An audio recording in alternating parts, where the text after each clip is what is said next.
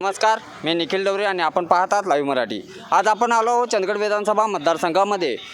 तर चालू असलेल्या विधानसभा निवडणुकीच्या पार्श्वभूमीवर येथील मतदारांचे काय मत आहे हे आपण जाणून घेऊया। नमस्कार।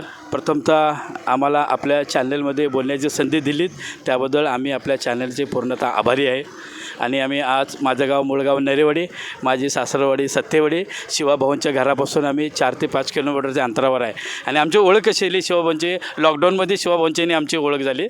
तर मला एवढंच सांगायचं आहे इथं की ज्यावेळी कोरोनाच्या काळात ज्यावेळी लोकांच्यावर मुंबईकर किंवा पुणेकर असू दे किंवा कोल्हापूरची मंडळी असे ज्या काही समस्या येत होत्या, त्यावेळी शिवाजीभाऊ त्यांच्या पाठीशी सदैव तत्पर म्हणजे खंबीरपणे उभे राहिलेले आहेत। आणि त्यांनी पहिलं सांगितलं की माझ्या मतदारसंघातल्या ज्या मुली बाहेर दिलेल्या आहेत किंवा माझ्या मतदारसंघाला सुना कुठं अडकले असेल तर त्यांना जर काय राहण्याची अडचण असेल तर तुम्ही घेऊन या, आम्ही 100% त्यांची सोय करतो। आम्ही कल्याणहून आलो, आमची त्यांनी चांगली सोय केली। आणि आता शिवाजीभाऊंना आमची गरज आहे, मग आम्ही काय बांगड्या घालून घरात बसायचं का?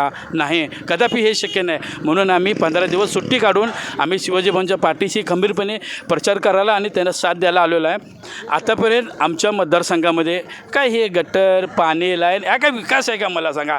आमदार काही सांगतात हो, कोणी काही अफवा पसरवतात, आम्हाला त्या आमिषाला बळी पडायचं नाही। आम्हाला एवढंच फक्त शिवाभाऊचं नेतृत्व कसं खंबीर नेतृत्व आहे हे लोकांना समजावून सांगायचं आहे। जो हिरे सरंजामसारखा प्रकल्प होता, जिथं जमिनी नावावरती नाही आहेत, लोक करतात जमिनी पण नावावरती नाही, तिथं लोकांना त्या जमिनीवरती लोन होत नव्हतं, सरकारी कुठलाच त्यांना फायदा भेटत नव्हता। त्यावेळी शिवाभाऊने मध्यस्थी करून तो प्रकल्प मार्गी लावलेला आहे। आणि आता दुसरं आहे गिरणी कामगारचा विषय आलेला आहे सगळीकडं, तर शिवाभाऊने सांगितलेलं आहे मी आमदार झाल्यानंतर तुमचा जो काही आहे तो मी विषय नक्कीच मांडणार विधानसभेत आणि तुमचा विषय मी मार्गी लावणार। हा झाला।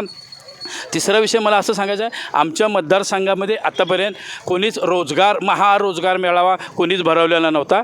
तर शिवाजीभाऊंनी चंदगड मतदारसंघामध्ये महारोजगार मेळावा भरवून 700 मुलामुलींना जागेवरती नियुक्तीपत्र दिलेले आहेत। आणि बाकीच्या काही मुलांना कोल्हापूर असेल किंवा गोवा असेल किंवा मुंबई असेल अशा ठिकाणी त्यांना बोलवून त्यांनी नोकरीला लावलेला आहे।